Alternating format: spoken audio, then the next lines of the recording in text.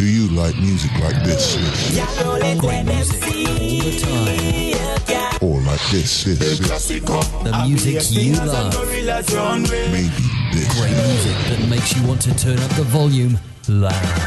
Or like this. Especially where human life is concerned. Surely, sooner or later, people will realize that lives actually matter. Then you're in the right place.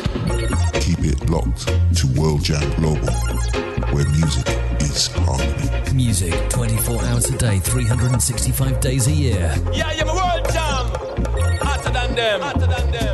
See live schedule.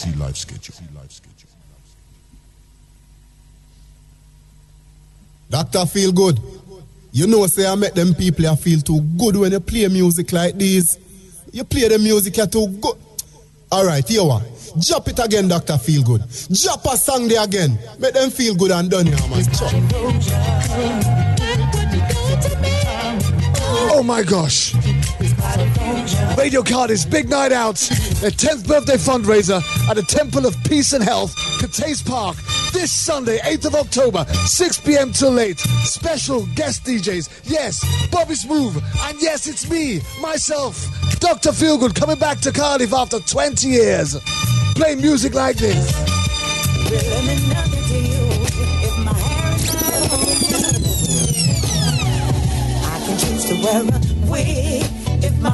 Alongside DJ Raheem, Precious, Love and Harmony, Richie Paynes, Martin Pollard and David T. I can choose to make them bigger, but if you can't love me for who I am.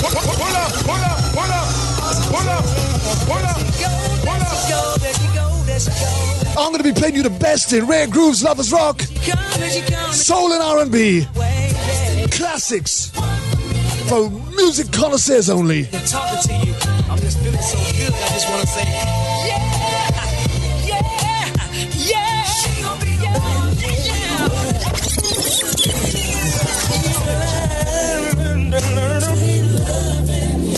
It's been 20 years since I've been in Cardiff and I can't wait to come back. Please join me this Sunday, October the 8th, at Temple of Peace and Health at Cathays Park of Radio Cardiff's 10th birthday fundraiser.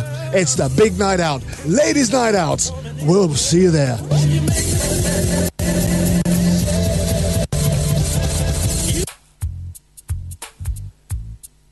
Well, there you go. That's where you're going to find me this coming Sunday night at the Temple of Peace and Health at Cathays Park, Cardiff, South Wales, for the 10th anniversary of Radio Cardiff being on here, the radio station I started over 20 years ago.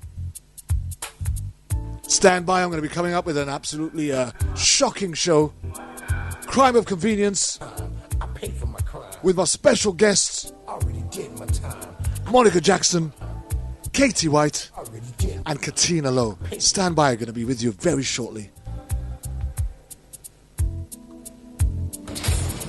Back in the day, I didn't really care about the system. It was all about survival. It was do or die. I had too many rivals. I was too young and foolish to stay in school. I learned my lessons in the streets. There was not a man I couldn't beat. I was good. These ladies are chatting a bit, and I know they cannot wait I had girls all to get their teeth into this one. money. Life is so sweet. Talking about a mother, The whole an ex-girlfriend, and a best friend. change, man. Don't need no gun in my hand. It ain't about being When I started speaking to these ladies, that I realized, all in for a man to be accused hell. Already did my time. of a sexual assault Crime. against a female, and to have 3 females standing in his corner, that got my attention. Already did my time. I paid for my crime. We're going to be looking at some facts, some information, Already did my time. some misinformation too. I think you need to get ready for this one. I paid for my crime. This is Issues Today on World Jam Global Radio. Saying a big welcome to you wherever you are around the world. Dealer sold more drugs than Superfly, but I never got high on my I own. want to say thank you for joining up with us. You can catch us on www.worldjamglobalradio.com, Repent. I or you can follow us if you're on the TuneIn app on Facebook or on Twitter. I'll sit back and think it over since I've gotten older. The life I used This is going out to live I was to young, every country around the world. real Forrest Gump, but I was nobody's chump. Me and Billy the Kid had a lot in common. I was the real Terminator, much meaner than Arnold Schwarzenegger. I'd chew you up and spit you out like a real alligator, especially all you haters.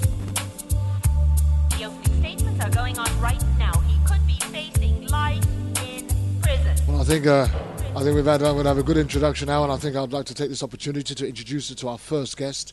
And she's going to tell you a little bit about herself, and that's going to be Katina Lowe. How are we doing, Katina? Hey, good. Okay, just introduce yourself and tell the audience just a little bit about you. Hi, my name's Katina. I live in North Carolina in the United States. Me and Reggie have been friends for about 9 years. He's my best friend. The best friend I've ever had. We used to work together. Well, listen, I'm sure we're going to find out a lot more about how that friendship came to be and how it developed and where it's at right now. Katie White is Reginald's girlfriend at the time. Introduce yourself, Katie. I'm Katie. I also live in North Carolina. I work as I take old files and make them available on the computer. I've known Reggie for years. We used to ride the same school bus, but we've been really close for about 7 years. Okay. And I mean, his mother refers to you as his ex-girlfriend. Are you not together anymore? No, we haven't been together in about a year and a half, 2 years. Okay. But you're still here rooting for him, right? I am. I'll always be here rooting for him. He's a great guy. Okay, we're going to find out a little bit more about that in very, very, very shortly.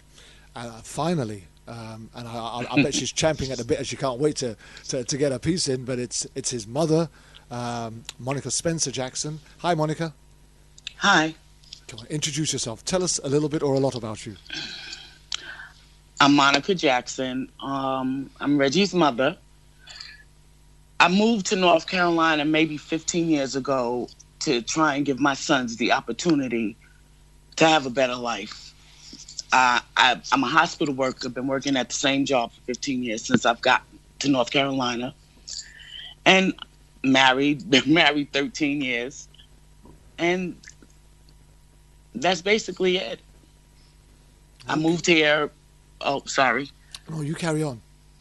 Okay, I moved to North Carolina because my sister and my mother decided to move here. So I figured I would move here also in order to give my sons an opportunity to graduate high school, go to college, and do the things that they're supposed to do in life. So that's basically it.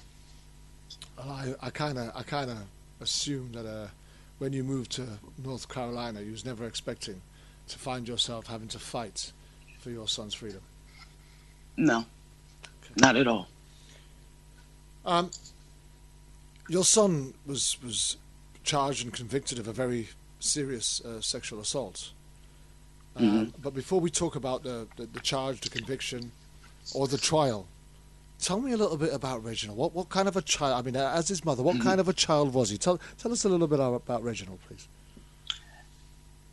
As a child, Reggie was he was gentle. Always been gentle. He was a loner. Always stayed in the house. All you had to do was give Reggie some food and a TV so he could watch cartoons, and he was all right. What was his favorite cartoons? Just a calm spirit. I don't know anything about cartoons. Let me, like Pokemon. Oh, okay. And there was another, that type of. He loves Batman and Superman, those kinds of cartoons. And he just was always a gentle spirit. Not an aggressive kid. As a matter of fact, my dad had him in karate, and Reggie wouldn't fight.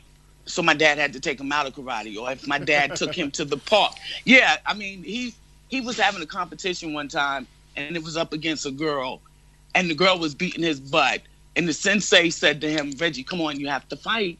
And he turned around and he says, I can't, because I can't hit a girl. So he was gentle like that.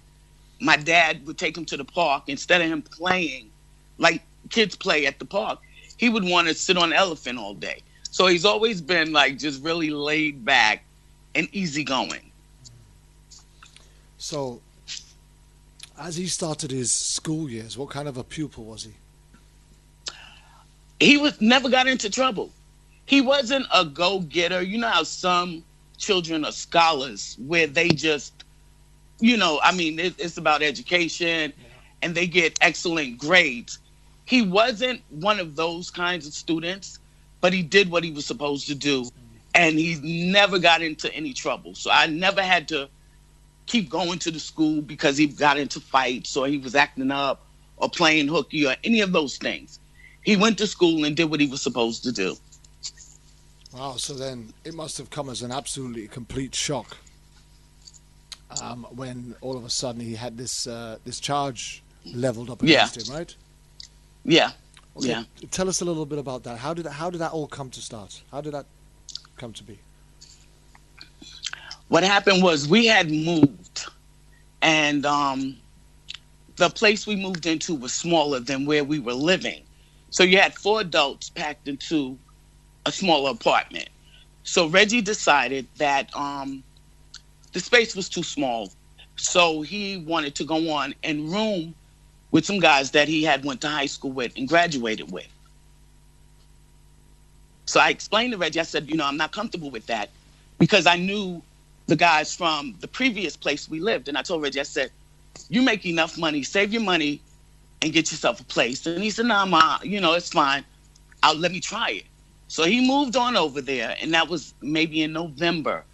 And Reggie kept coming home, like when he was on his way to work, to get food. And he was telling me different things that was happening as far as them throwing his clothes in the corner and kicking, just taking his stuff and throwing it in the corner, or taking his comforters and just leaving out the house with him, and he have to call to get his comforters back.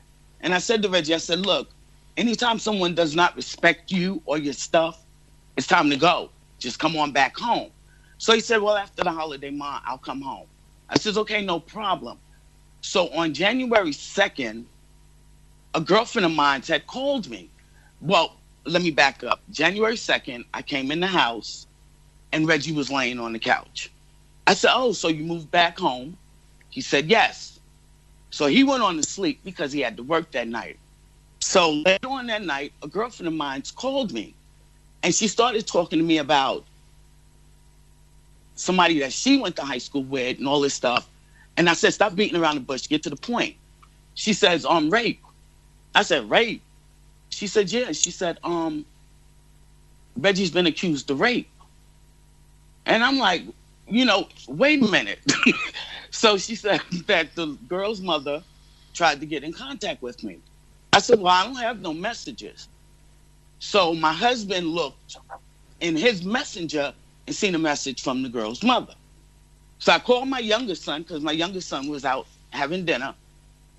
And I told him what was going on, and I texted Reggie. So because Reggie had gotten a DUI on New Year's Eve, Reggie couldn't drive. So my youngest son had to go and get Reggie from work, bring Reggie home. I asked Reggie what happened. So he told me that he said, well, you already know about the DUI, which let me state that he blew the legal amount. Okay. But because he had a DUI 5 years before, it was not his legal amount. Okay. So he blew the amount, like if we was coming from dinner and had a glass of wine or something. It just wasn't his legal amount. So they had arrested him, and my brother had picked him up. So that's where the DUI comes in at. So he said that after he got home, he knew that the neighbor whom he met the day before, he knew that she was having a gathering. So instead of him just going upstairs and going to bed, he went over there. He said that when he was arrested, they had some sort of argument with his roommate and the girlfriend. So he's telling them, life is too short. Let's just enjoy New Year's or whatever. So two of the other guys that were roommates came over, and they all was drinking and doing what young people do, just drinking and Some was playing games, some was watching TV, whatever. So her roommate was being obnoxious or what have you. Reggie and him had gotten into an altercation. So he went to sleep. Reggie's sitting in the kitchen, and there's a group of them in the kitchen, and they're talking and whatever. Reggie had laid his head on her thigh, was just gazing out, and that was because Reggie had started feeling sick. But we can get into that later because there's a reason why he was sick. So he started feeling sick. He looked up. It was light outside. He left and went on and went home and went upstairs and went to bed. Next thing he knows, he's being waken up, telling him that he's been accused of rape. And I guess the detective must have thought that he was intoxicated, and she gave him her card and said, well, when you get yourself together, I need you to come down, give a statement, and submit DNA. Reggie says, okay, no problem. He goes back in his apartment, went to put the card in his phone case because he had an iPhone with the case. His phone was missing. So he tracked his phone down through the computer, and her roommate, stepped out on the balcony at the time, and the phone starts blaring. So he had stolen Reggie's phone. So Reggie gets his phone back. The roommate, I'll call him BY, told Reggie that this young lady had a 50B out on him and he had to move. And that's the reason why Reggie came home. So Reggie went to speak to a lawyer. Let me back up. After he tells me everything that happened, the next day I get up because the message that her mother sent says she was fighting for dear life, but she just could not get him off of her because he was so big. So I called a friend of mine who was an attorney, and she talked to Reggie for like 3 hours, and she explained to Reggie, make sure you write everything down because, periods of time, information gets lost. So she suggested we take pictures of Reggie's whole entire body. So that's what my husband and my youngest son, that's what they did. So when Reggie went to see the attorney about the DUI, he mentioned this to the attorney. The attorney called the lead detective. The lead detective said, well, it's still in the baby stages. He doesn't need to come down to do anything. But if I need him, the attorney at the time said, you call me and I will bring my client down here. So Reggie came on back home. We knew eventually it was going to creep back up. We just didn't know when. So we were basically waiting. So on the 30th of January, they came in here, they arrested him. All I could think when they arrested him was the fact that he has to go to work tonight. He really needs a job now because this is going to be one big mess. So we bailed him out. But in the meantime, after they arrested him, the roommate, BY, comes here, and like maybe a half an hour after they arrested him. And when I opened the door, I said to him, he asked me, he said, is it true? Did they just come and arrest Reggie? And I said, who are you? So he tells me who he is. And I said to him, look, I don't even know you. I said, as far as I'm concerned, y'all got together and you set my son up. If you wanted him to move, all you had to do was ask him. He would have moved. The guy says to me, no, that's why I'm here. She's lying. She told me she's lying. So I invited him in because I'm private. I don't want my neighbors to know what's going on. Now 100 cop cars in my yard and now this guy in front of my door. Invited him in. He says it again in front of my youngest son and I. He gives us a card for a bail bonds person because by me not being from here, I don't know who bail bonds people are. So, he leaves. We bail Reggie out. And then it was just a matter of for a whole year going back and forth to court. The lawyer that handled the DUI never did what he was supposed to do because we would go to court And he would say, it's been continued. It's been continued. So Reggie had gotten a letter saying that it skipped over the preliminary hearing and went straight to the grand jury, and he had been indicted. So at this point, because the letter also had that once it went to trial, we needed to pay this man $10,000. So I said, Reggie, this man hasn't done anything this whole year. We can't give him no more money because it's like you're paying to be hung. He hasn't done anything. So we call a meeting with this man, and that was a total mess because he basically told us that it was legal to skip over the preliminary hearing and go straight to the grand jury. I kept trying to figure out, why are they going so hard with this? I don't get this. So maybe 2 weeks before January 26, 2000 and I want to say 16, we get a letter stating that trial started January 26 to have $10,000. So I tell Reggie, I said, I'm not giving him another dime. He hasn't done anything. So we wind up trying to hire another lawyer. January 26, 2016, we go to the new lawyer's office. Reggie pays him. But of course, he didn't pay him in full because it was short notice.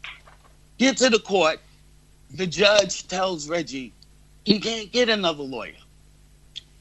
He said because this case has been going on and on, he can't get another lawyer.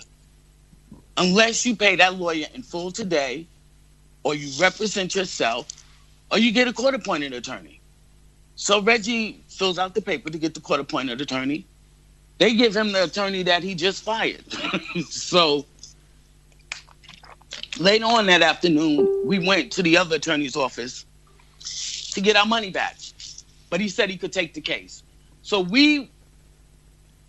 I think Reggie went to court one other time after that. And we spent, Katina, Katie, a lot of friends of ours spent hours in this attorney's office going through all these statements. And I think it was, okay, go on. No, you carry on. You carry on, Monica. Okay, we went through all these different statements because I still, in my mind, could not figure out why they were going so hard. Because there was nothing there.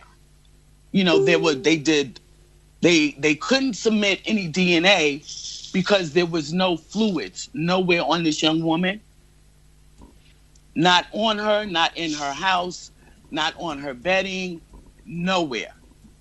So I just couldn't understand, if you cannot place my son there, you know, as committing this, how are you saying he's guilty of this? So the whole year that we spent picking all these written statements apart, we kind of got an idea of what was going on, because you have several different statements. And when I say you have what, 7, the state had 7 witnesses. Some people had 3 and 4 different written statements. And when I say out of all these 7 people, none of the statements are the same. None of them are not even close to being the same. They're totally different. So we went to court. The trial lasted maybe three days. The jury took maybe 15 minutes to maybe a half an hour to deliberate, to come back with a guilty verdict. Yeah.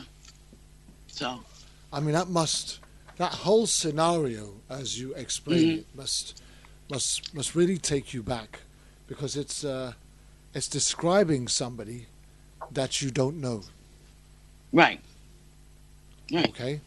Can I just bring Katie in very quickly? Sure. Katie, you was his girlfriend at the time, right? Yes, sir. Okay. At the time that he was accused of committing this hideous crime, right? How did you feel when you first heard that Reggie was being charged with rape? What was your first instinct? I was just gobsmacked. I mean, because I've known Reggie for years, and that's not something he would do. I mean, I instantly knew that it couldn't have been true. I also vaguely know the girl who was accusing him, and I know that she has a past history of lying for attention. So, I mean, I never believed it was true. I was shocked that he was being accused at all. He would be the last person I would ever expect to do something like that. So I knew that they had to have set him up somehow, some way. But I was confident that he would beat it because I knew it wasn't true, and I just felt like the justice system would prevail. But obviously, I thought wrong. Okay, but I mean, as a woman, right? 9 times out of 10, we hear these stories, and women are afraid to come forward because they're not often believed, and a woman's instinct would initially kick in, right? So, knowing Reggie as intimately as you did, how did you feel knowing that somebody that you felt intimate with was, because there's a picture being painted here, right? That because for me and most people, anyone that commit that sort of crime is almost a monster, right? But that's not how you related with him, okay? Am I right there? Yeah, that's correct. I mean, he was... So tell me the type of boyfriend that Reggie was for you. Reggie was really sweet. I mean, he was a great guy. He is honest almost to a fault. He will tell you the truth no matter if, it's something you want to hear. But he's always trying to do something for somebody else. He always tries to see the best in people. Even if there's other people telling him, these people aren't good, you need to leave them alone. He still tries to see the best in somebody. He's always been very respectful, very kind. He will give you his last $10 just to make sure that you're all right. He's just a kind, warm-hearted person. I mean, all he wants to do is just relax and hang out with some friends and laugh. And he's just a good all-around guy. I don't think I know many people better than him. I mean, he's one of the best, one of the most intelligent people I know. And it's heartbreaking to me that somebody could accuse him of this, knowing the type of person that he is. He would never hurt anyone. I mean, he's just extremely kind, extremely, he's sensitive. He's got like a big heart. He loves people, like his family, his friends. He's just not a cruel, mean type of person that could do something like that. I mean, he doesn't have an evil bone in his body. He's like a giant teddy bear. I just want to bring Katina in just here, because Katina. Go on, Monica. When she was speaking about kind and to a fault and generous, I just need to mention an incident. There was a young lady that moved from New York with her 2 sons, and at the time Reggie had his own place, and she moved here to stay with my brother and my sister-in-law, and Reggie didn't know her. Okay. And my brother and them lived right across the street, so Reggie figured, okay, I'll move out of my apartment and move over and sleep on Uncle's couch, so this young lady and her sons could have a place to live, and they could have their own space. That's the kind of kindness. Mm-hmm. I was actually seeing him when that happened, so I can confirm that he was just, always trying to do something for somebody else. Okay. So, Katina, was that you then, or was that Katie? The accents are all the same to me. That was Kate. Okay, so Katina, you were friends with him for many years. Tell us how you met him, how you became friends, and what sort of a friend he was, please. The first time I ever met him was at a birthday party for my sister and my sister's boyfriend's sister, who at the time was Reggie's girlfriend. And he was just, always such a so funny and, just a kind person. We instantly became friends. And then, we went a few years, how friendship goes. We went a few years with not a lot of contact. And then we got back in contact, a few years later. And then we started working at the same place. So we saw each other every night that we were at work. We saw each other, took breaks together and stuff like that. I've never even seen him mad. Like, I've seen him upset about things that happen at work or something like that. But if it's like, you don't even know it if he's mad. He doesn't have that violent side to him whatsoever. He's just, if something upset him or he got mad, he would just kind of walk off for a minute, take a few breaths. He would come back and he would be fine, like nothing ever happened. But me and him, we used to have breakfast together about 3 times a week. Just me and him. That was our thing. We would always go to breakfast together. Like I say, we worked together. I never saw any other side of him but kind.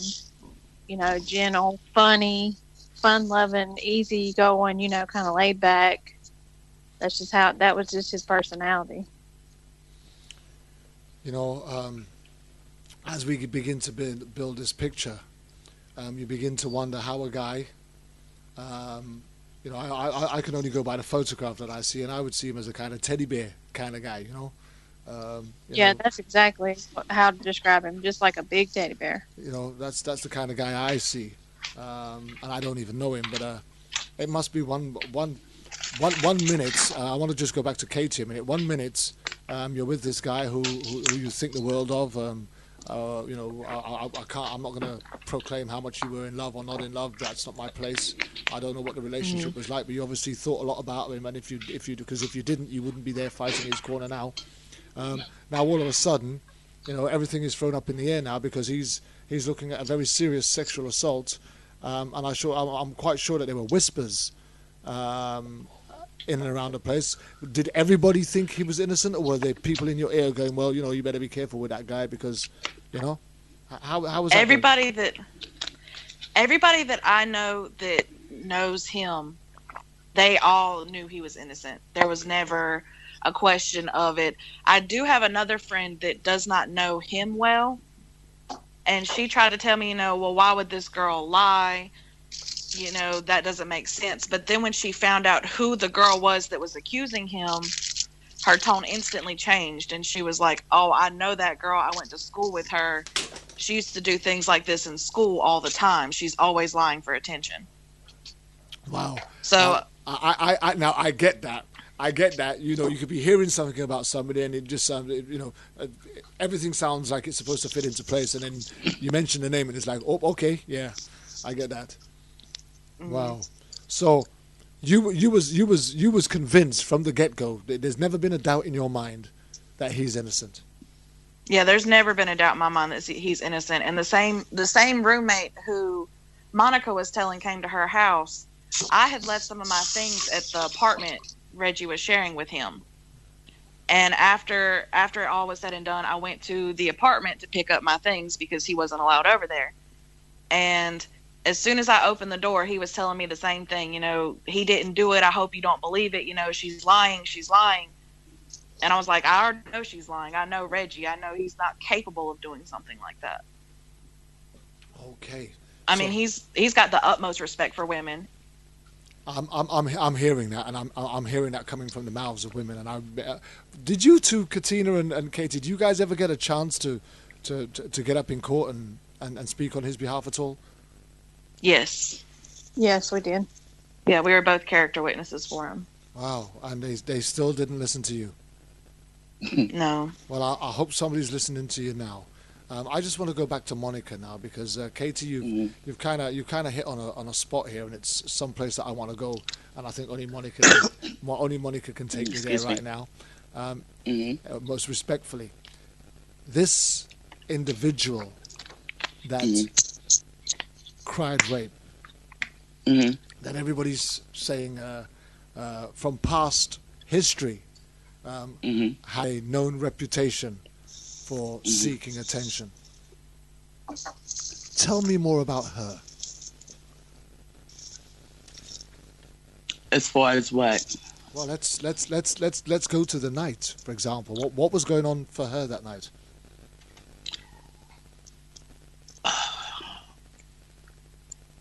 As far as you know and you're aware. As far as I know and as far as I'm aware, she claims everything happened at 8 o'clock in the morning. Now, again, I said before that they all were together. They all was drinking. And Reggie went back over there once my brother went and got him out of jail. And they still was drinking. And she claimed she went to bed at 8 o'clock in the morning and woke up to Reggie on top of her. She could see him from under the covers. And in the statement, one of the statements that I read that I know was written by the lead detective, she says that Reggie was on top of her under the covers, and like he had his legs between her legs, and she couldn't push her legs together, and she was yelling, saying, please stop, please stop. And he said to her, who am I? And she says, you're Reggie. He says, no, I'm your boyfriend, Jay. Just go with it. And she, crying and pushing or whatever. And that there was no penetration.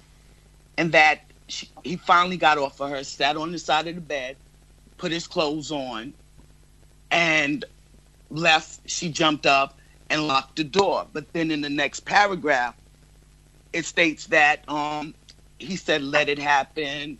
He was choking her. He had his right hand on the left side of her neck and chest. And it goes into more detail. But what's funny to me is they kept putting emphasis on the fact that she got off the couch and she went to bed naked. One of the other guys who had written a 32-page audio, stated that throughout the night, that's all she kept talking about. Now, she gave this gathering, and it was all these guys, and she was the only female. And all through the night, all she kept saying... Stop, rewind. just Yes. Rewind, okay? So, you're telling me she has a gathering, call it a party, a get-together, whatever you want to call it. Right. And she invites a whole pile of males, but no females. Correct. She's the only female amongst all these males that she's telling all night she goes to bed butt naked. Yeah, and that she doesn't lock her door. And she doesn't lock her door. Okay. Correct. I'm with you. Go ahead. And she also made comments about the roommate BY, how he couldn't sleep one night, and he made his way over there, and they laid in the bed together, and she woke up to him being oral on her. So she's saying this throughout the night. In her statement, it has that Reggie had his head on her thigh, but it wasn't like he was faced that private area. He was facing outward, and he was zoned out, and she kept making jokes, thinking he was drunk, and he kept saying to her, no, I'm not drunk. But what it was because Reggie was sick. He wasn't feeling well. Okay. So, again, I'm trying to think what else. So she was telling about the guy coming over and being oral. And the other guy, there's another guy who was a roommate. She was playing a game with him as far as taking shots. But he was taking shots and she wasn't taking any. So he had gotten like totally intoxicated. Paralytic is the word we use over here. And Reggie was the first one to leave. The one that had the 32-page audio statement, that is totally different from the statement that the officer typed up. Okay, he stayed behind. And that's the same one that used to throw Reggie's clothes in the corner on the floor or leave out the house with Reggie's comforters. He stayed behind. So in all of her statements, it has 8 o'clock, 8 o'clock, 8 o'clock that this happened. Okay. In one statement, it has that there was no penetration, but there was pre-cum left. The second statement, it has that there was penetration, there was thrusting, he was thrusting, she was pulling away, he was thrusting, penetration. And then at the end of the statement, it says, well, I'm not sure if there was penetration or not, but I felt something wet. How are you not sure that there was penetration? You're a grown woman. She wasn't the one that was intoxicated. It wasn't like she was claiming that she was passed out and somebody, she'd been asleep. Exactly. And she'd woken up from a deep sleep, intoxicated. Exactly. So, right. okay. She had a lot to drink. Matter of fact, when we were at trial, what she had stated to the nurse at the hospital, the amount that she had to drink was totally different from what she actually had to drink. So I believe she was intoxicated. I honestly believe she was intoxicated. So now we have her version of events. Right. We have BY's 32-page audio. No. It was another one. I'll just say H. Okay. He is the one that had the 32-page audio. Okay. BY has 3 different statements. Okay. And BY wasn't even at the party. Oh my God. Yeah, BY wasn't even at the party. He was at home with his girlfriend. BY is the one that was messing with her. Okay. On the down low, and his girlfriend and her were best friends. Man, oh man. Yeah, so they got all of this, that the 32-page audio, the DA did not want it to go into evidence. So he objected to it, and the judge agreed. Maybe they play golf together. Oh, this is a small town. I'm pretty sure they do plenty of things together. I hear you. So when we look at because surely she must have been assessed at the medical center at the hospital, right? Yes, they must have taken some tests to find out if there's any semen in her, so they can match it to the suspect, right? Okay. What went on there? Tell me about that. There was no DNA. Okay. Matter of fact, she was on her monthly, and she had a tampon in. So they took. Now I'm laughing, but it's not funny because there's a man's life. He's in prison for this, but I'm laughing because it's ridiculous. Exactly. Everything that stands before you says no verdict. Right. So you're telling me that this woman who's claiming that she wasn't sure whether she was being penetrated or not actually had a tampon up inside of her because it was her time of the month. Yeah. So the hospital, she took it out, and she was there longer than to be expected because they had to let it air dry so that they could test to see if there was DNA on it. And then when they combed her pubic hairs. No extra hairs fell out. They ran the light over her bedspread. No DNA. There was no DNA nowhere. Absolutely none. Just none. So what I'm hearing is the likelihood that nothing happened at all. Right. Okay, let me just cry for attention. Let me just bring Katie in here a minute. All right. So Katie. Hi, Katie. Hi. Just going back to the emphasis that they were putting on 8 o'clock being the time all this happened. Her boyfriend at the time stated that she called him when he got off work at 7:30 to tell him of the attack. But in all her other statements, in everybody else's statements, it's 8 o'clock, 8 o'clock, 8 o'clock.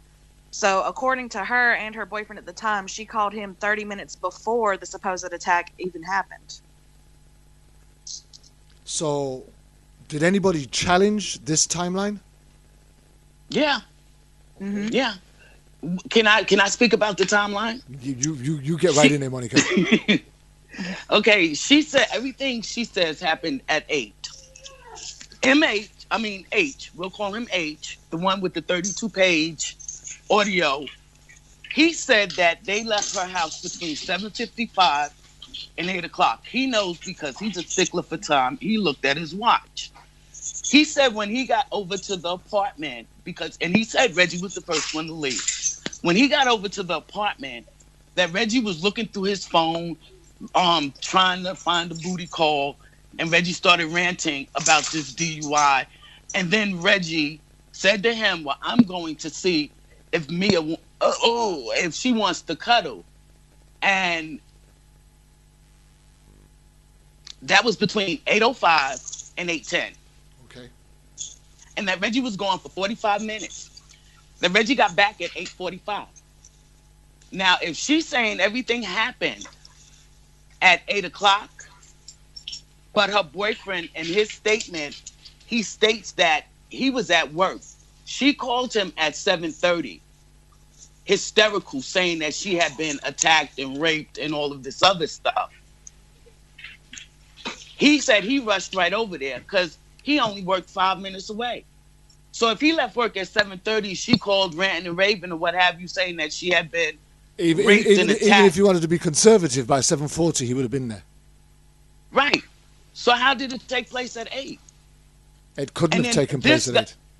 Exactly. And this guy is saying that Reggie left the house between 8:05 and 8:10 and was gone for 45 minutes. So that would leave it like, what? It's not even 8:45. He said 45 minutes. He returned at 8:45. He knows because he looked at his watch. If the 45 minutes would be like 8:50, 8:55. Yeah, exactly. They called the police at 9:11. The police was near. They showed up. They got to our house at 9:17. So it's scientifically impossible for any of this to have gone on.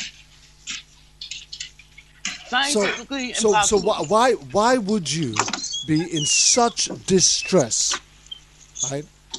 Going through an absolutely traumatic experience. You've got the know all about yourself to call your boyfriend to tell him that you've been attacked. Your boyfriend comes over, but and if he left work at 7:30 and got there for 7:40, why would it take you another hour and a half to call the police? Exactly. The boyfriend says he was trying to calm her down, but in her statement, in one of her statements, it has that she called him and then she called the police. Wow. So see, but the boyfriend is the one they called. But see, and what's funny is, I'm sorry for cutting you off. No, you cut me off, Monica. You go ahead. This is your show. They got his statement like 2 weeks before the trial. That was the first time they even took a statement from him. They got his statement 2 weeks before the trial. The other statements was when it happened. Now, they done a rape kit, right? Yeah. Okay, tell me what happened with the rape kit. Nothing. They couldn't send it off. There was no fluids. So it's not that they didn't send off the rape kit because they just got lackadaisical and was negligent. They didn't send off the rape kit because there was no result. Right, exactly. Okay. So and the nurse stated that on the stand. The nurse described in detail how a rape kit is performed and then went on to say that they did not send it off because they couldn't find anything to send off. Did anybody ask the question that in any known rape cases in the history of mankind, has there ever been a case where a rape has been committed, it's been proven to be committed, but no DNA was found? I don't think that was ever asked in court. Right. But I suppose the reason I'm saying that is it's highly improbable. There's no way that you can There would launch be an some attack. sort of DNA. A strand of hair, something. Right. And if there was penetration, there would be DNA. Right. So here we are now. This is the preparation of the charges that they're trying to lay before him. This is we've laid down the foundation of this, the information that we have. Right. And for me, if I was an investigative officer, there would be a no contest here. Right. But someone decided that there was sufficient information to go ahead and press charges and take it to court.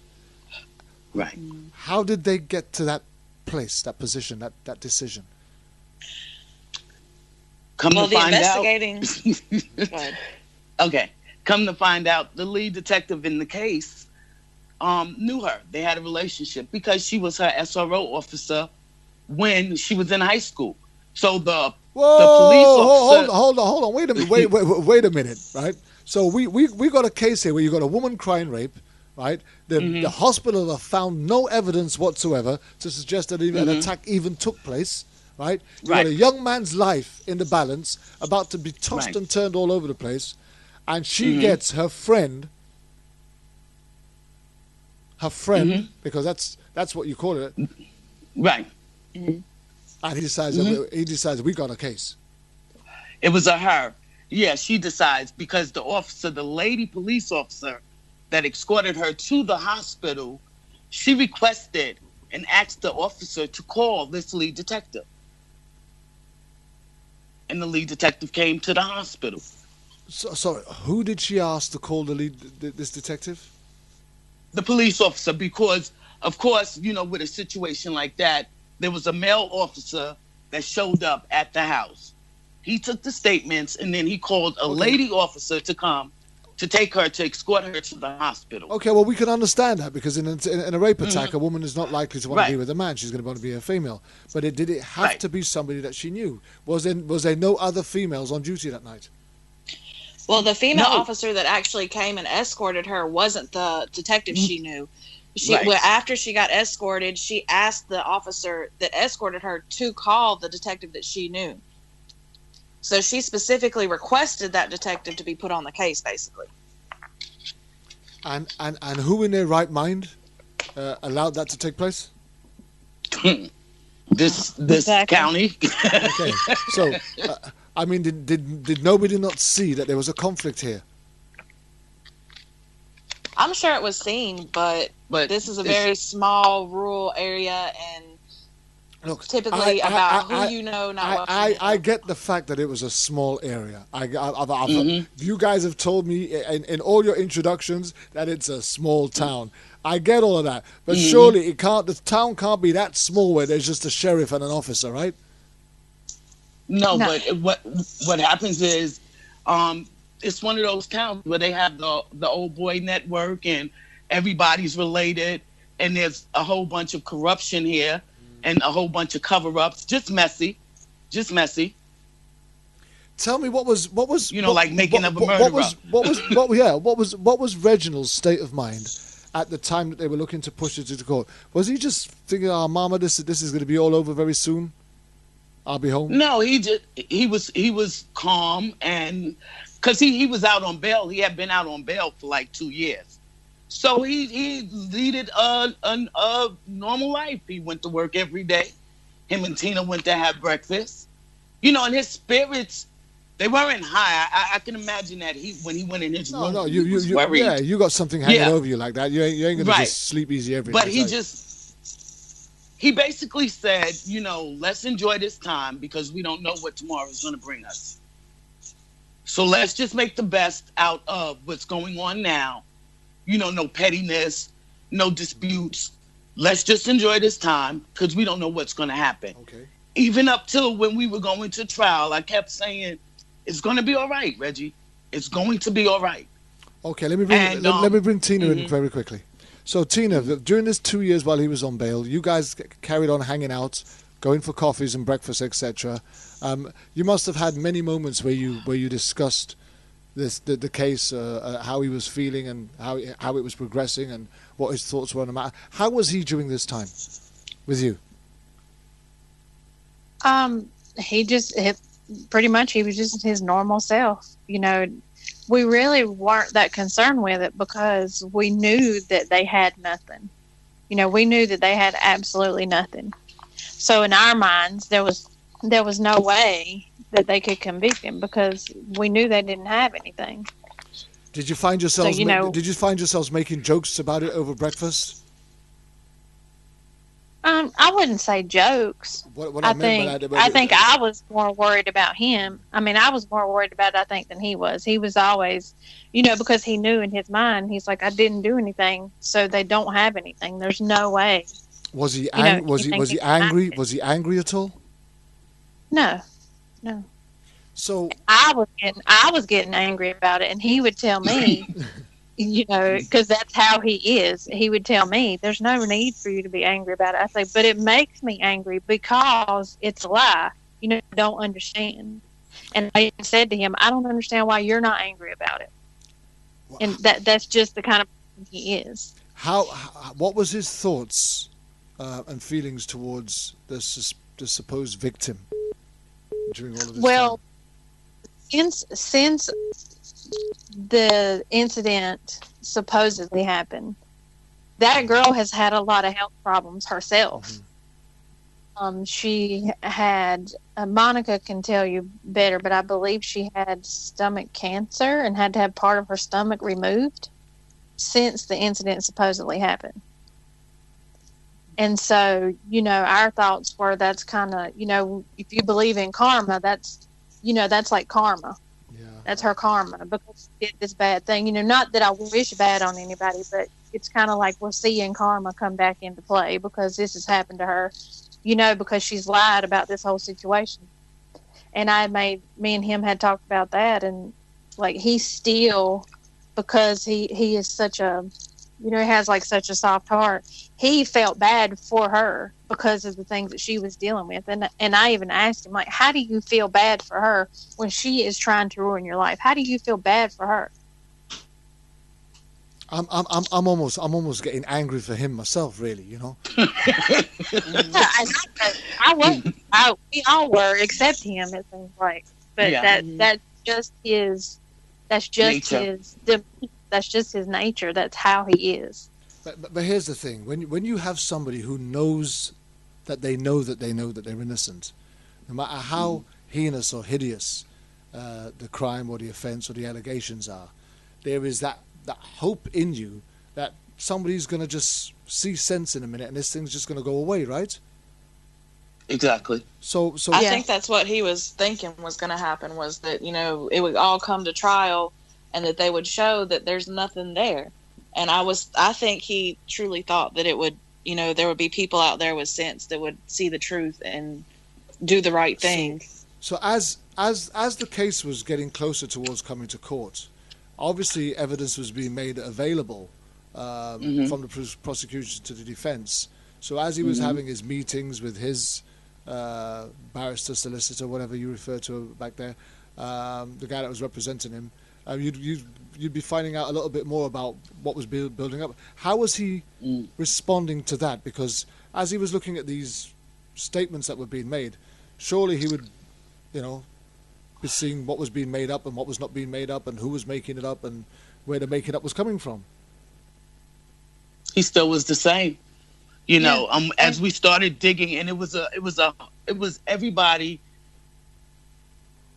that supported him in this. We all crowded up in this attorney's office, and we spent hours, like 5 and 6 hours, going through statements, and you could literally see the contradictions. I mean, nothing added up, nothing matched, and he still remained the same. He didn't get frustrated. He didn't get angry. It was just like, wow, I can't believe I'm going through this, you know, but not at one point did he act as though he was angry or had anything negative to say, because he knew that mistakes are not made, as far as God makes no mistakes. So when you go through something, there's a reason behind what you're going through. And if you can ride it out, you'll come out on top. So he just was calm about the whole thing. Even to the point when they offered him a plea deal. And he told his attorney, he says, I'm not taking no plea deal. I'd rather do life than admit to something that I didn't do. I'm not doing it. Wow. So he was just, yeah. I recently read a story about a young man. He spent 62 years in jail, or something like that. And they were offering him parole, and he refused the parole because accepting the parole meant that he had to acknowledge he was guilty when he was innocent. And a man's pride can kick in sometimes, and you think to yourself, well, I've done 62 years, let me just get out. Surely I could just say I did it and then just get out. But this man was saying, I'm not saying I did any. I've spent 62 years in jail. I'd rather spend the rest of my life and die here than admit to something that I didn't do. I suppose. Exactly. Have you guys always been a family that stood on faith? Yes. Yes. So faith was something that's been in his life all his life, right?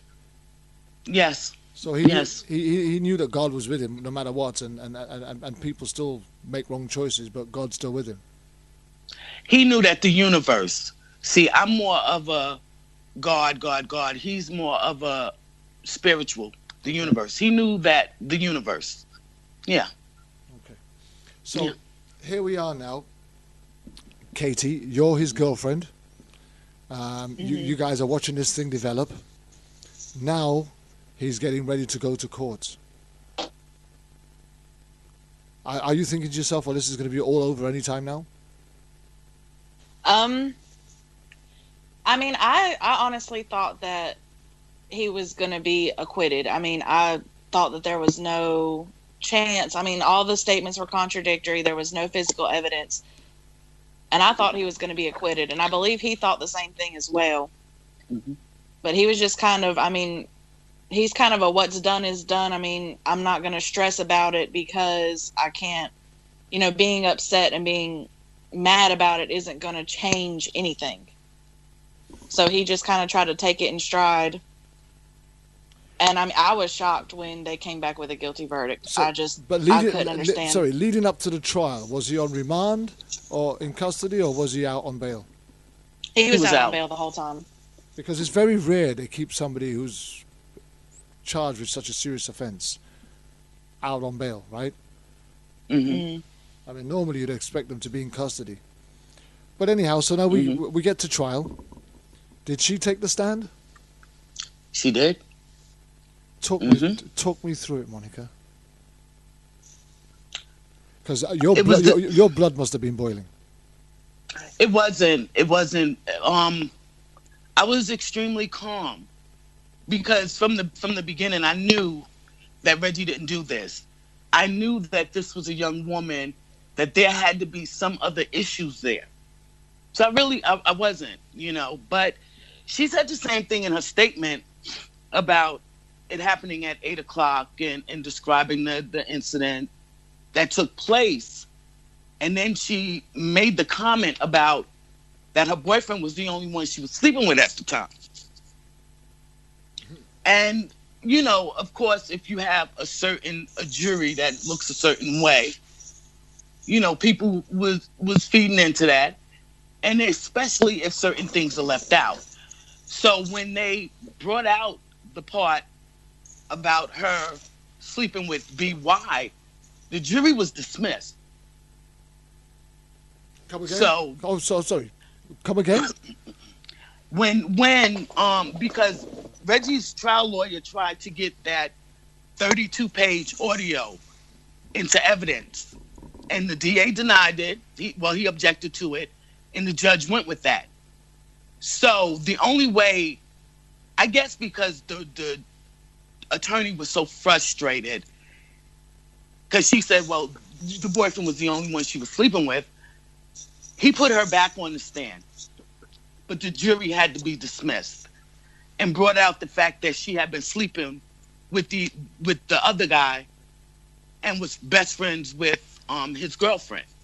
So she basically said the same thing that she said in her written statement, that there was no penetration and he choked and he was holding her down and all that other stuff. and try, come across as though she's innocent and her boyfriend was the only one, and she called him and he rushed right over or what have you. And that was it. I mean, that was it. When BY got on the stand, he was perjuring himself. I mean, he was condescending. He was arrogant. He was actually talking to the lawyer as though the lawyer was the defendant and he was the DA. I mean, it was almost like watching a comedy or being in the middle of a circus. And the DA made the comment he wasn't going to correct him because he's an ex-vet. And I mean, it was an absolute mess. And they took him, somebody that was not even at the party, and made them their star witness. And this guy had, when I say 3 different, totally different time frames, everything in his 3 statements, totally different. I'm thinking they should dismiss him because obviously this shows that this boy has a problem with telling the truth. Nope. And he was also the same guy who told Monica and myself that the girl had admitted to him that she was lying.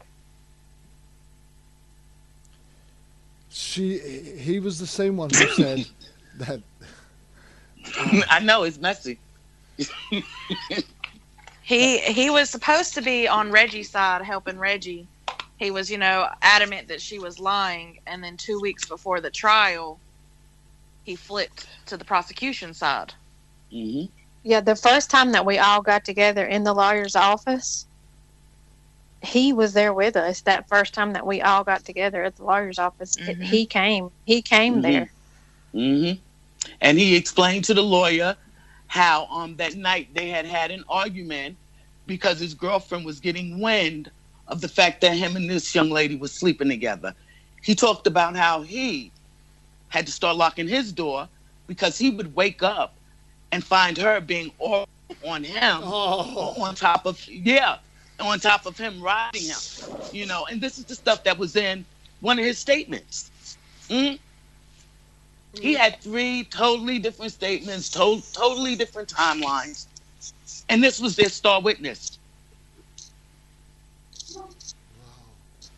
Yeah. There was talk about penetration and not penetration. Right? And so she's, in one statement she said that there was no penetration. In another statement she said there was penetration. Mm-hmm. But within that same statement, she wasn't sure. Right. Yeah. But surely, because she was on her monthly and she was wearing a tampon, if there had been any penetration whatsoever, it would have been categorically evident. Right? Right. Exactly. The tampon itself would have collected DNA, if not mingled in with her blood and everything else, right? Exactly. And as somebody has just mentioned, because I got one of your, I think it might be your niece, Alicia. Is it Alicia? Is that your niece, Alicia Beeman? That's my sister. That's your sister. Yeah, she's sending me messages as we speak. She also says that that tampon would have been pushed up further and a lot more difficult to retract had there been any penetration whatsoever. Exactly. Right? So, when you see trials taking place, there are ways that they eliminate evidence and say, well, this now has been disproved. You can no longer use this information as part of your... Just here and now, we have disproved that there could have been any penetration whatsoever. So already you're starting to challenge the authenticity of her statement. If she can in one breath say that there was, and then in the next breath say that she wasn't sure, and well, we can help you, ma'am. There wasn't. Right. Right. There wasn't. There couldn't have been any. Now, do me a favor. Tell me a little bit about the guy that was defending Reggie. Because I'm at a loss. The attorney? Yeah. I'm at a loss. I'm at a loss to understand why he wasn't standing up every 30 seconds going, objection, Your Honor, objection, Your Honor, objection, Your Honor. He was I was trying. confused about that myself, but come to find out after the fact, we found on one of his social media accounts that he has a prior relationship to the alleged victim's father. Yeah, we didn't know any of that during the trial. You guys say that it's a small town. It's getting even smaller by the minute. Yeah. So your son's attorney, right? The defendant's attorney, who was meant to be fighting for him, has a relationship with the victim's father. On social media. On social media.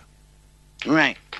Just like when that guy, I'll call him H, was saying that Reggie was on the phone all night trying to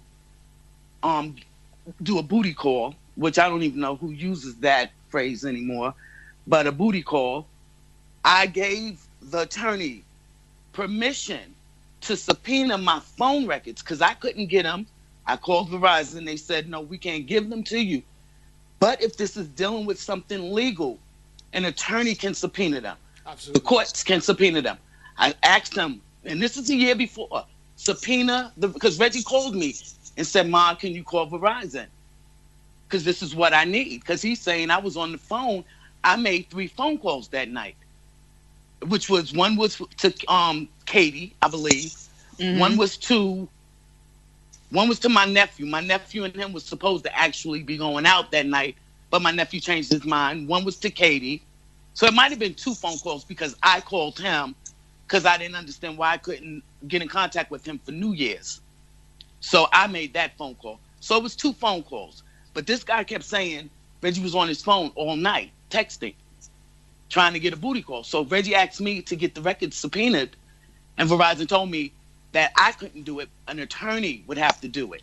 So I gave this attorney permission to get the records. He never did. A few days or maybe a week or so before trial, I asked him, I said, I thought I gave you permission to subpoena the records. I mean, because that would be proof that, okay, this guy is saying this, but these records are showing this. He never did it. Then after the trial, because I still have faith in him, after the trial, there was things that I needed. You still had faith in the attorney? Yeah, I still had, right. Because people make a mistake, or I still have faith in the attorney. But after the trial, I went to, because he told us after the trial, he said, if you need anything, because I don't understand what happened, and he seemed so distraught. So after the trial, I would go to his office because there was things I would need, and they tell me, oh, it's not ready. Or I'd go the following week, it's not ready. And I'm like, something is not right here.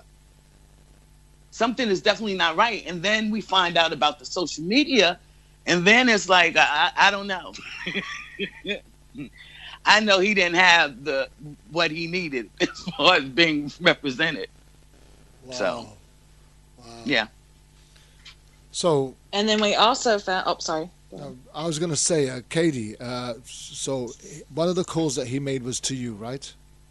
Okay. What did he call you for? Well, he had called me to wish me a happy new year, and he also told me about his DUI. I was not very happy about that, but I was actually out of state. I was visiting family in New York, so I talked to him for a little bit. He told me about that. He wished me a happy new year, and then I went to sleep because I'd been visiting, drinking with family. But this was before he went back over to the house to the party, or any of this supposedly happened. Okay, but here's the thing. One of the things that was said in the statement, that he was constantly on his phone looking for a booty call. Now, were they saying that was his terminology, that he said he was looking for a booty call? Correct. Okay. Yes, they also said. Yeah, 1 second. Let me just come back to you, Katie. I just want to come back to you because if that was his terminology, then being intimate with you that would probably be something that he might say to you sometime too, eh? I never heard him use that terminology. You kind of get where I'm coming from. You kind of get where I'm coming from, though, right? Yeah. I mean, it's just, we're talking about commonality here, right?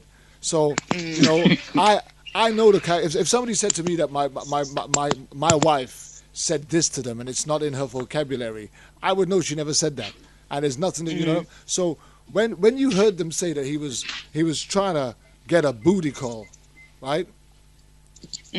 Was that something that threw up a red flag for you as well?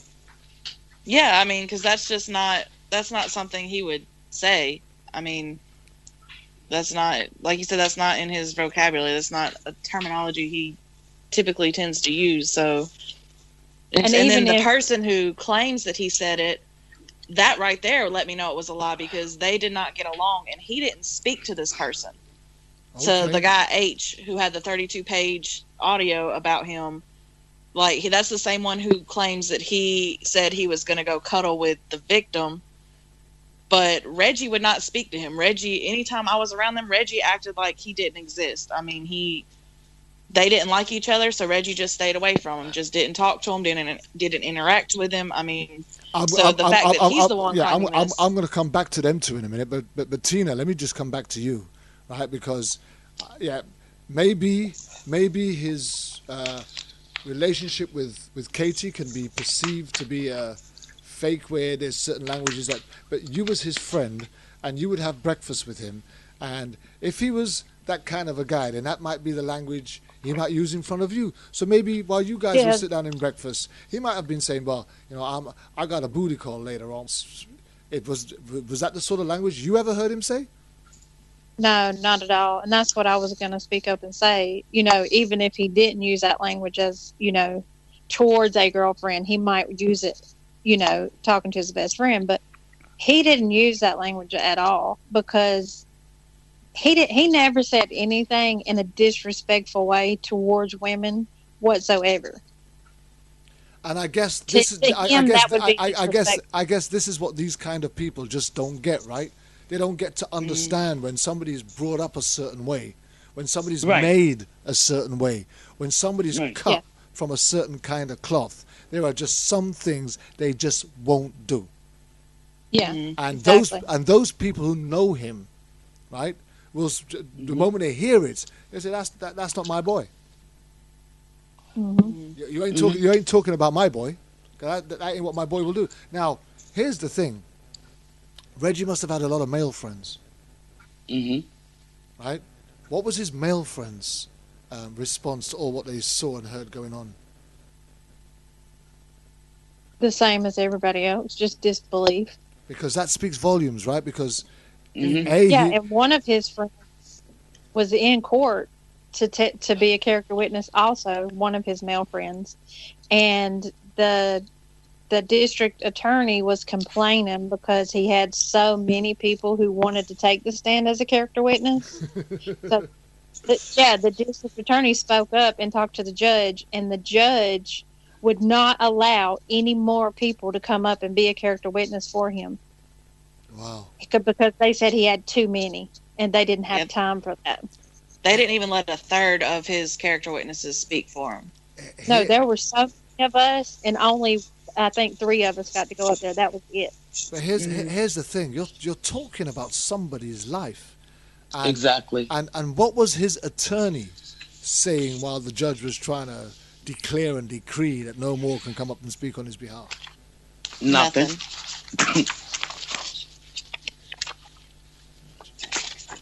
Have you guys ever thought about pursuing a case of neglect or wrongful representation or some kind of charge that you can throw at this attorney? You know what happened? The first attorney that was handling the case, I had written the bar exam. And they supposedly investigated and said that there were no findings. So when that happened, I'm like, okay, everything must be just totally connected. This just must be a corrupt state, and that's it. So I haven't thought no further on that, because I'm trying to go. I'm trying to do it piece by piece, step by step. You see, there's a two-pronged attack here, because if there can be a case of neglect against his attorney, then that will should automatically give you a right of appeal, right? Well, it went into the appeals process because, from what the attorney said, that they violated like 3 of his constitutional rights. But at this point, because of the fact that everything is so corrupt, you know, and of course you said we'll get further into that, it's hard for me to be trusting. That's why we're going step by step. Okay. So, we did say we were going to go deeper, didn't we? Mm-hmm. I'm ready to go. I'm ready to go deeper, because when you build this picture and you put it all together, no way should there have been a guilty verdict. Exactly. I don't think anybody presented with the information that we've heard so far, right? Character references, set aside just the evidence, statements, and the reports from the medical assistants from the hospital who took the rape kit and everything else. There is insufficient evidence for a prosecution, let alone a conviction. Now, here's the thing. You say, over here in the UK, it works slightly different. You see, before it goes to court, you've got to prove that there's sufficient evidence for a prosecution, right? The case gets sent to the Crown Prosecution Service first, and they review it, and they decide if this is a worthy case, if there's sufficient evidence in here to justify going forward with a criminal case, right? Right. And with this information that we have so far, right, had this gone to the Crown Prosecution Service, this would have been thrown out, right, with insufficient evidence, right. But it wasn't. It was allowed to go further, and so as this case started, I suppose you were hoping for and believing for a fair trial, right? Right, and had you got the fair trial, right, the probability is Reginald would be free. Correct. But you didn't get a fair trial, did you? No. Now let's start looking at these interrelationships that we were talking about. So now you have a jury who are sworn to be impartial and give a fair and unbiased opinion, decision, and verdict based on the facts presented to them. Right. But there was conflict in the jury, right? Correct. Yes. Tell me how this jury was made up. Of course, there's 12 jurors. You had 11 Caucasians and 1 Hispanic. You had 8 women. Majority of the women were middle-aged, older women. Might have been 1 young girl. You had 4 males. 2 of the males were older males, and 2 were younger males. One of the younger woman, whom I know for an actual fact because her and I have worked together in 2 different places, worked at a certain place that the victim's cousin was the director. So she worked for the family. She worked for the victim's cousin at one point in time. She was working for a member of her family. Right. There was a family connection. Right. Okay. So then you had. Oh, sorry. No, you can't. Yeah, I mean that should have been challenged. Then you had 2 of the jurors that were first cousins. Is that even allowed by law? It shouldn't be. I don't think it is. Okay, so even if you was to go for an interview for a job, right? Right. One of the questions on the application form is: do you have any family members that work here? Right. So I would imagine for something as official and as serious and as life life-threatening as a jury position, right? Where somebody's life is hanging on the balance, right? That would be right up there with one of the top questions, right? Right. Okay, but there were two first cousins sat on the jury. Correct. They didn't, and they admitted it. But they didn't just. I was going to say they didn't just sit on the jury, did they? They sat next to each other. Correct. So that they could discuss, and they can go home and discuss, and because at the end of the day, I mean, the jury were not supposed to discuss the case outside of that courtroom, right? Correct. But there's no way that they can prove or disprove that those two individuals who were first cousins were having constant communication. Correct. Okay. So yeah, pray continue. Tell me some more about this. Then we find out that one of the other jurors was related to the lead detective. Once again, if it wasn't so serious, I'd laugh, but I can't laugh. But I want to. So one of the jurors related to the lead detective. So correct. Okay. And when he was questioned about knowing anyone, he only admitted to knowing one other person. The lead detective stands up and says, "I know him. He doesn't know me. I know him because I know him because he's friends with my nephew. So you lied before the court because his father is your first cousin. His grandmother is your aunt." Wow. So it was a fixed fight from the beginning. Fixed fight, but bearing in mind that you've got an officer of the law who's prepared to lie over something as trivial as that. What else is he prepared? You can't trust anything that he says. Right. And why would he want to lie about something as trivial as that if there wasn't a hidden agenda? Exactly. Well, this is the same detective that had a pre-existing relationship with the supposed victim. Right. You see, it's just getting so messy, isn't it? Mm-hmm. It's getting so messy. I mean, the bottom line is, you just cannot see an area where they don't just overturn the verdict, exactly, throw it all out of court, and say that this is an absolutely total mishmash, and it should have never been brought before a judge in the first place. Exactly. There's so much areas for contempt here, right? That I can't understand how Reginald is still imprisoned, right, for a crime that is absolutely blatantly obvious he didn't commit.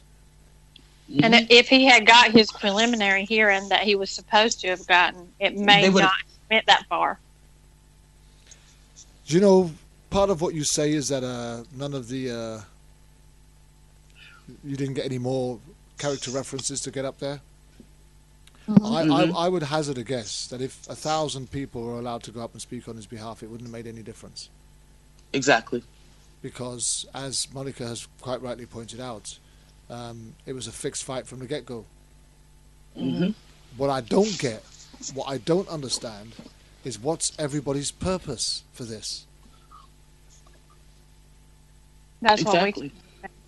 I just don't get why something has got so far out of hand and everybody has decided to get in on this out-of-handness.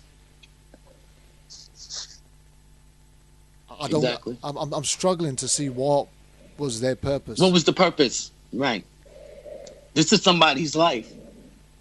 This is my son's life. Yeah. And that girl, and after trial, during trial, everybody that was with her probably knew something's wrong here.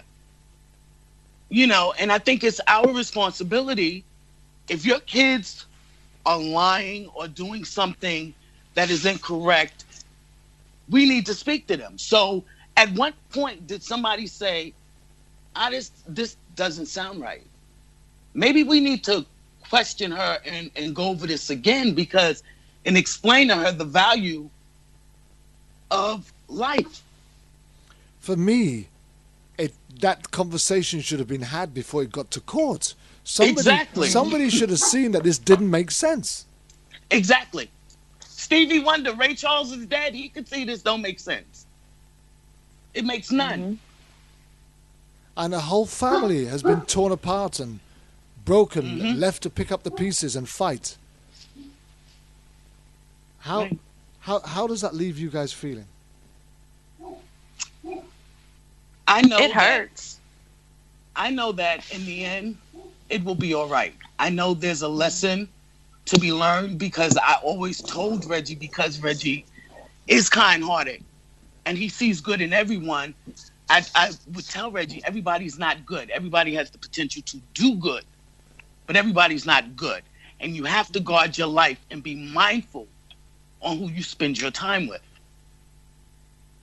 And he would tell me, you don't know what you're talking about. They're fine, Ma. They're fine. They have this problem. They have that problem. I'm like, I'm telling you. So the last day of trial, he looked at me and he said, you know something? You were right. And I said, what? He said, you told me I would eventually learn who my true friends are. And I said, yes, I did. I said, you learned at 29? I had to learn at 29. So I know that in the end, it's okay. It's going to be okay. Do you know, faith moves mountains. We know that. I do. And you know, and in Him we trust. And not many people can understand that. So I could, you know, some people would be saying, well, you know, Monica, how are you staying so calm? How come you ain't screaming the house down? But I understand, as a man of God, I understand where your calmness is coming from. You know, because He that is in you is greater than he that's in the world, right? Exactly. So here's the thing, right? How is Reggie sitting? I mean, how many years has Reggie sat in jail now? 2-3 years? This just happened, and he was convicted in March. Oh, so March this year. Yes. Okay. Oh yeah, that's right. Because he was on bail for 2 years, right? Right. So he was convicted in March. So he's at 9 months or whatever it is. So how is he handling life in prison? Because if he's never been in trouble before, then he's never been in jail. And being in jail for a sexual assault is not the most friendliest charge to go to jail for. Right. And 9 times out of 10, you don't get a chance to tell people in jail that you're innocent of this because they just assume that you're guilty.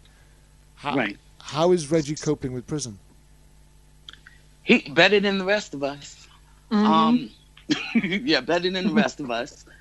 He's in school, you know, and he's trying to get some trades so that when he is released, he'll have something to fall back on. He is also, well, I don't know if he's still, but he was like the head librarian of the Alcoholic Anonymous program or something. So he's keeping himself busy. Right. So he is doing his time and not allowing his time to do him. So that's basically it. He's having...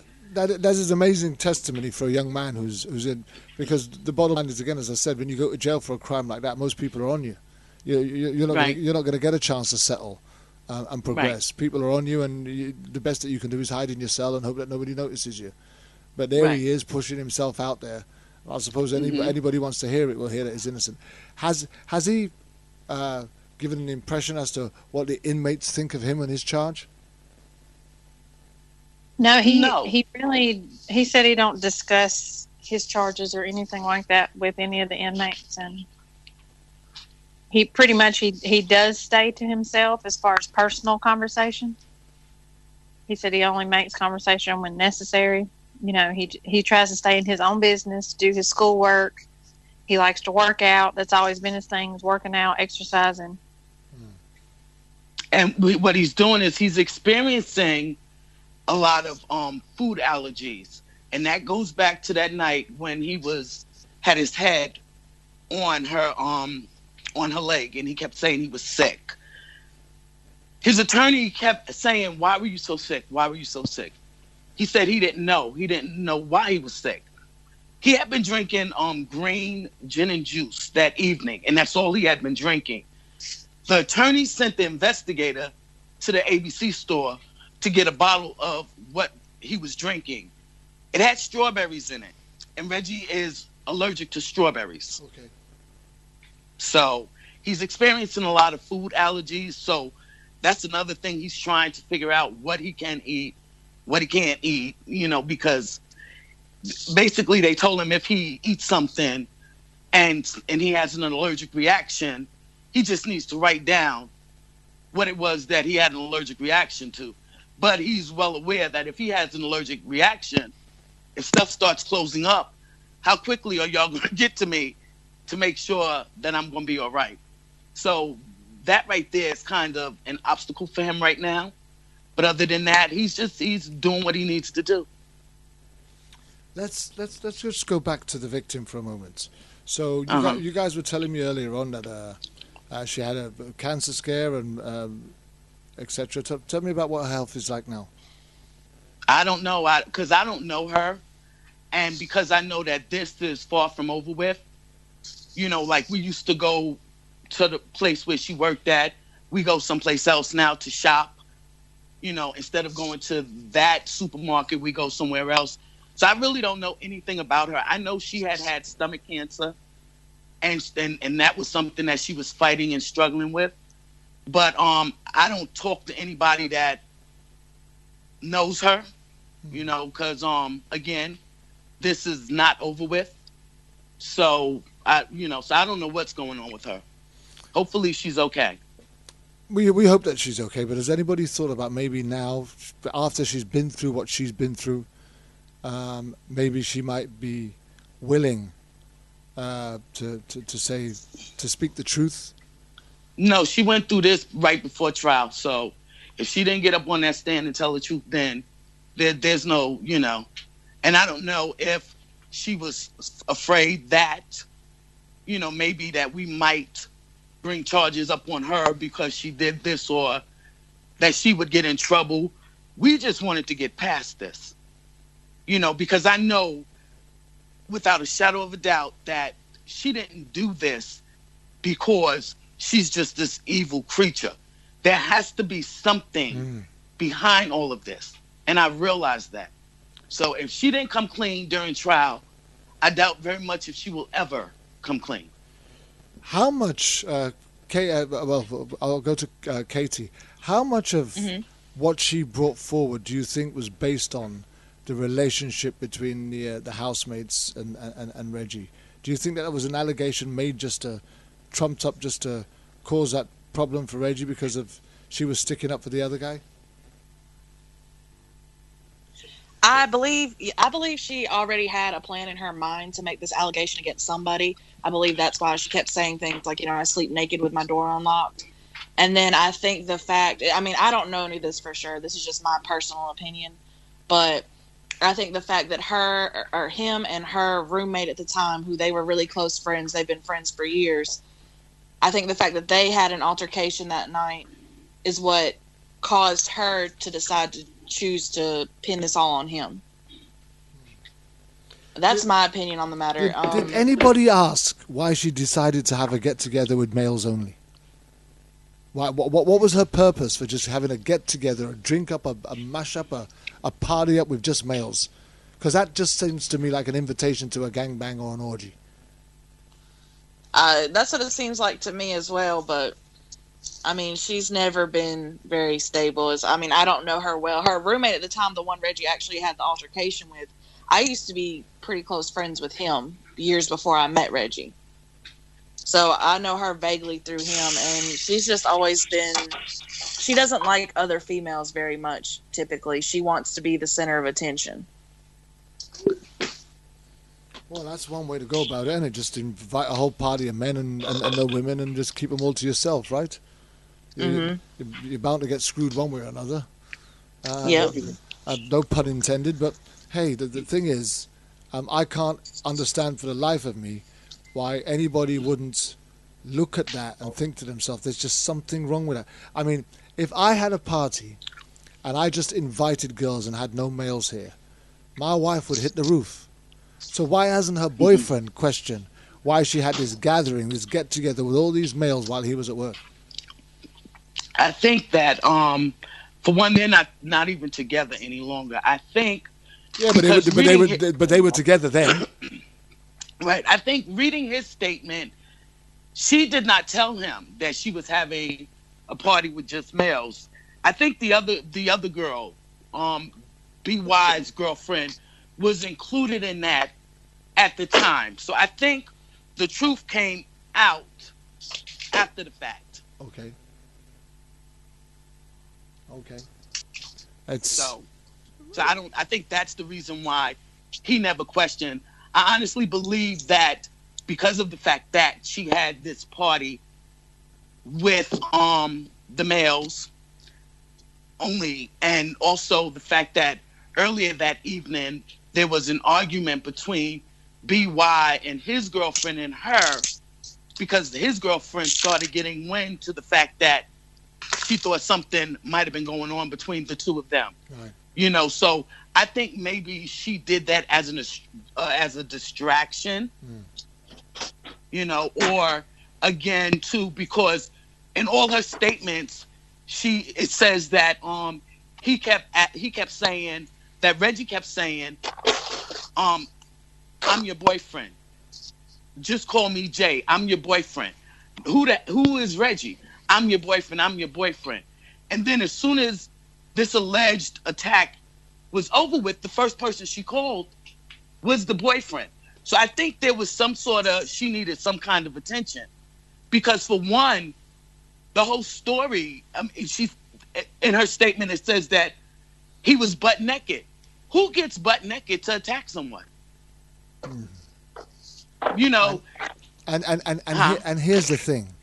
Mm-hmm.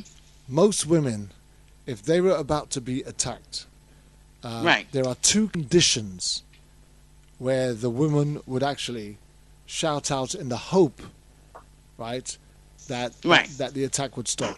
One would be that if they were pregnant, they would try to let the attacker know that they were pregnant, carrying a baby, because they want to protect the child. Not to say that not to say that every attacker would stop, but it would be their hope that they could reach the heart of the attacker and get the attacker to have a bit of a guilty conscience and pull back and maybe spare them because they were pregnant. And the other would definitely be because it was their time of the month. Right? Because if you turn around and told your attacker, it's my time of the month, the attacker's going to be, all right, yeah, okay. Right. And when you mentioned scream out, her roommate was in the next room. So he didn't hear you. He didn't hear you screaming. Yeah, and in her statement, wait, Katie, he didn't hear you screaming, and he ran over to the apartment and told the guys to hide their weed. The police was coming. So in his statement, he says he blacked out. He was out. He didn't hear anything, but you was up to go. Matter of fact, you was up to open the door for the police, and you were up and all right enough to run over to the apartment to tell the guys to hide their weed.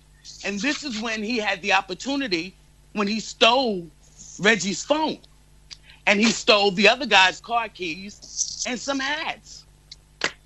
So how, if you were being attacked, this guy's in the next room and he didn't hear it? Wow. The person had to walk past him to get in and out of the apartment. So how did all of this take place?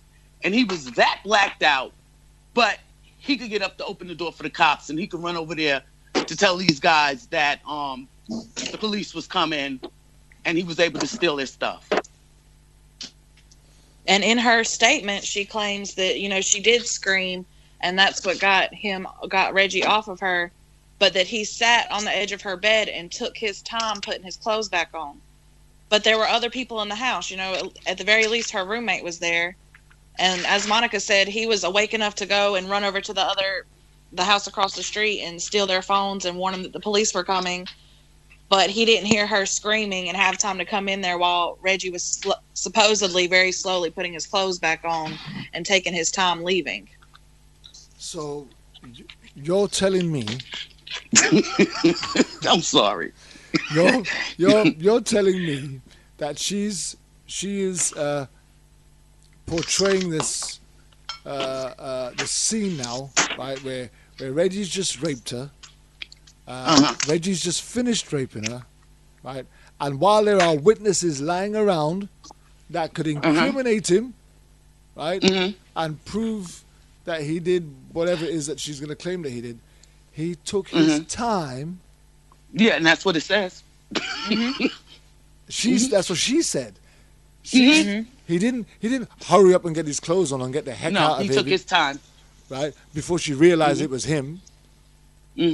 Right? He took his time to get himself dressed because he just liked that, right? Okay, I need to go over to Katie. Right? Intimacy, Katie. Right? What's Reggie like when he gets dressed? I mean, he's not much of a fussy dresser. He usually gets dressed pretty quickly. I mean, he doesn't. My point exactly. He doesn't rush I don't know Reggie, but I get that. Right? You can see by the photographs, by the clothes that he wears, and I've had quite a look at a lot of the photographs that Monica sent me, and some of the other ones that I've seen on her Facebook and stuff like that. And Reggie doesn't look the type that wants to sit around. Now, me, I'm a fussy dresser. Now, I wear a lot of suits and shirts and stuff like that, so I like to look in the mirror and make sure that the button's done up right and it's tucked into the trousers okay, and and that my because I lay my trousers down a certain way to make sure that the pleat still stays intact, So any girl wants to come around me, she's gonna have to wait for a while before I get in that bed, right? And she's gonna wait a while before I get out because everything's gonna be just so. But Reggie doesn't look the type that, and doesn't dress a certain way that tells me that he's going to be taking that much time. So no, he's typically the type to just pull on his jeans and throw a t-shirt on. I mean, he would be real particular about folding his clothes, at night before he got up in the morning, so that they wouldn't be all wrinkled and stuff when he got up. But he wasn't a particularly fussy dresser. I mean, jeans, t-shirt, a pair of sneakers, and a hat, and he was good to go. And he's good. He's good to go. Yeah.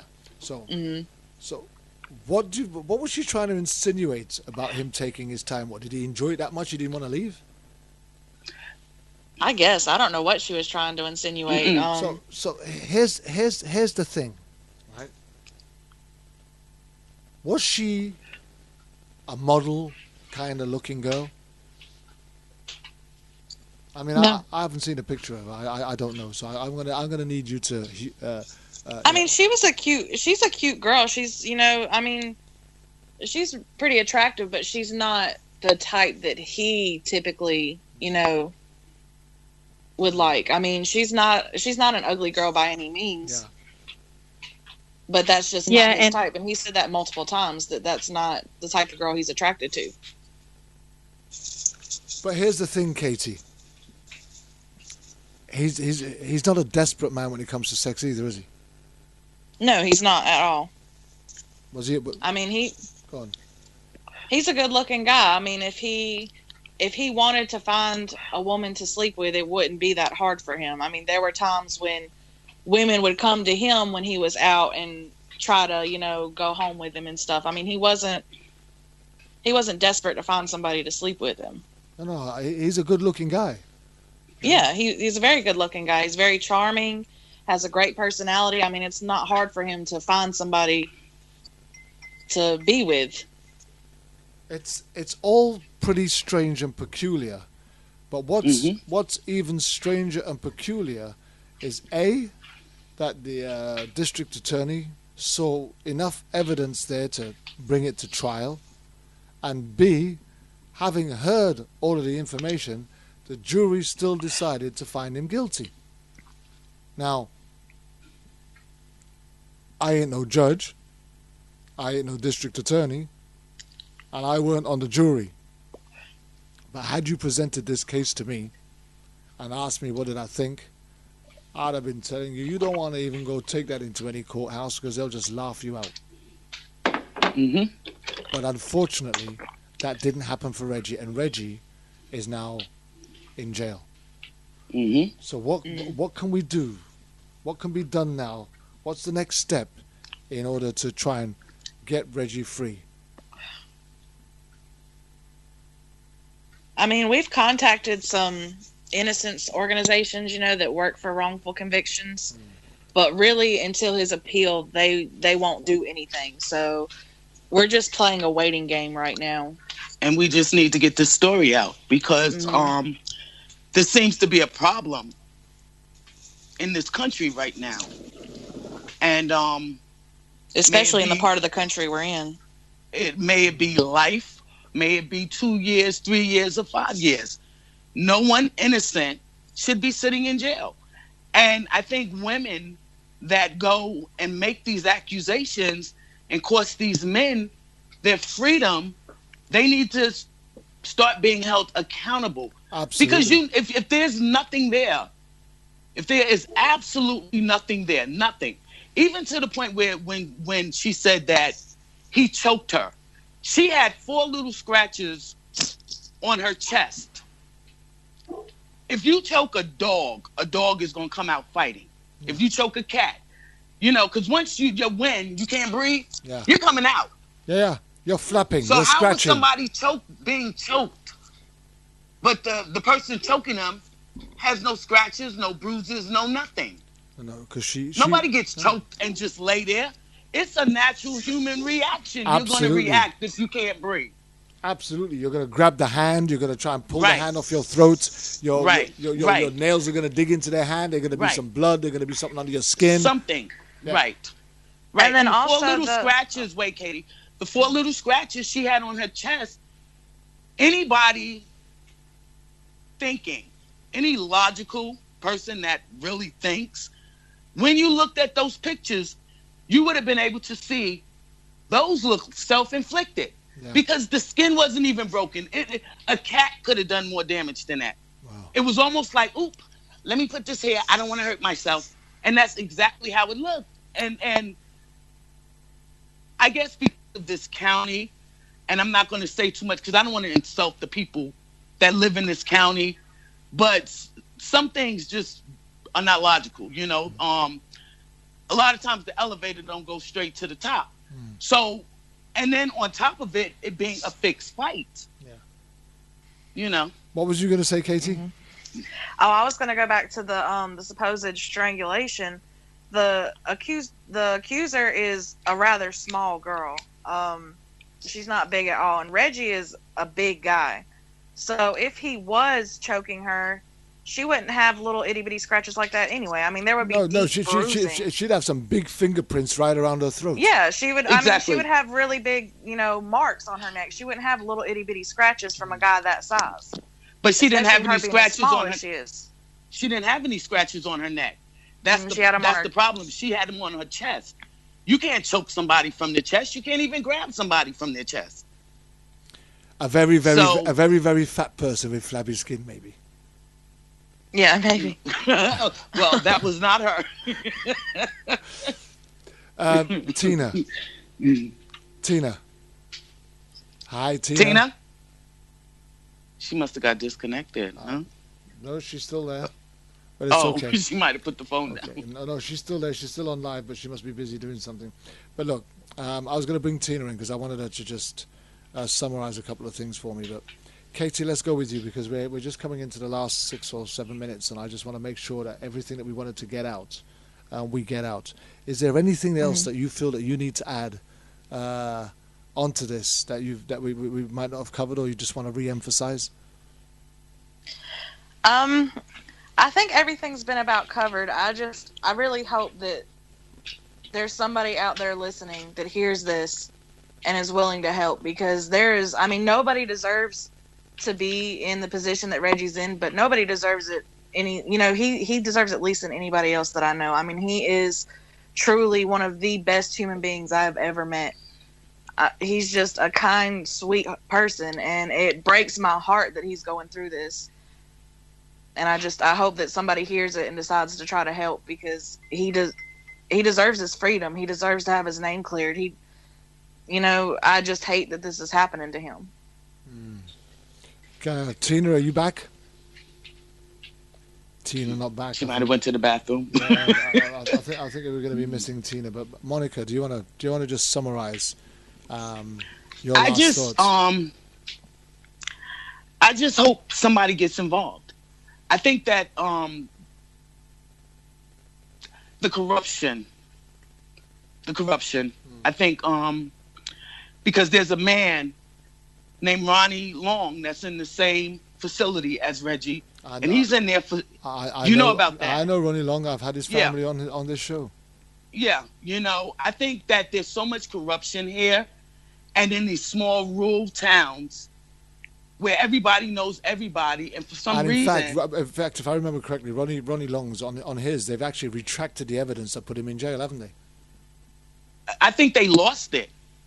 The state of North Carolina is trying to say that they lost it. Yeah, but the person that that gave evidence retracted the statement and said it was untrue.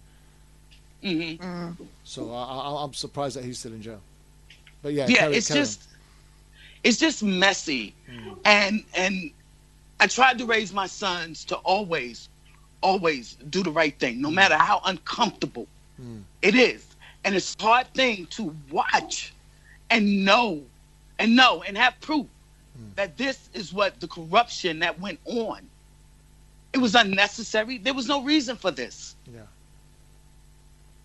And it just needs to stop. Nobody innocent should be sitting in jail.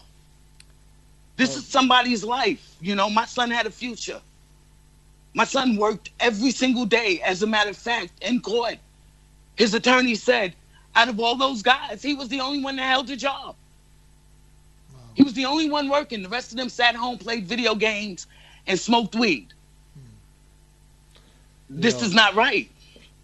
One day in jail, one day is in a day prison, too much. If you're innocent, is a day too much. Exactly. I just want to thank you guys for coming and sharing that story with us on World Jam Global Radio. We've come to the end of the show now, I'm afraid. And I just hope that we've got enough on here, through here, speaking with you guys, that somebody somewhere is going to hear this and think to themselves, there's something wrong here, and I want to do something about it. Well, thank you. No, well, yeah, thank you. We just want to thank you. You guys are honourable, decent people who don't deserve to have been put through this. And I pray that the living God, whom we serve, is able to do unimaginable and imaginable things through your lives, and a testimony will come out of this where people realize that we serve a God of justice. Yes. Okay, so guys, I wish you all the best in your endeavor to get Reggie free. When you speak to him next, tell him he's got another fan. Okay. Thank you so much. And just keep me informed and updated with what's going on with this case. Okay. Definitely will. Okay. Thank you very much. All right. We're out of here. Thank you. Thank you. God bless. Bye-bye. You too. Bye-bye. Do you like music like this? Great music all the time. Or like this? The music you love. Maybe this. Great music that makes you want to turn up the volume loud. Or like this. Especially where human life is concerned. Surely, sooner or later, people will realize that lives actually matter. Then you're in the right place. Keep it locked to World Jam Global, where music is harmony. Music 24 hours a day, 365 days a year. Yeah, my World Jam. Hotter than them. See live schedule. Hi, my name is DJ Matt. Join me each and every Sunday for the old school reggae experience, the thing we call Time Tunnel. between the hours of 12 and 3 each and every Sunday, all right, on the big one. World Jam Global. This is Younger General, and you can listen to the Younger General's Mix by Mix show each and every Thursday between the hours of 7 and 9 on the World Jam Global. Listen. World Jam Global.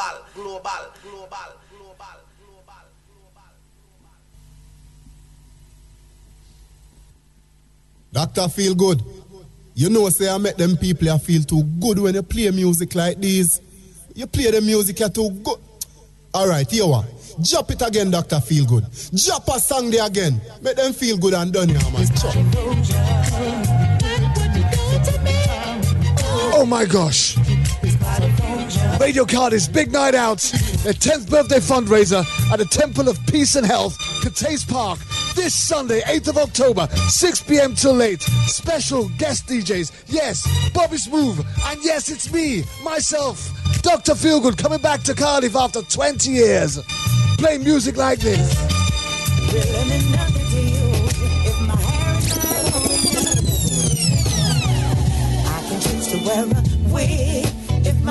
Alongside DJ Raheem, Precious, Love and Harmony, Richie Paynes,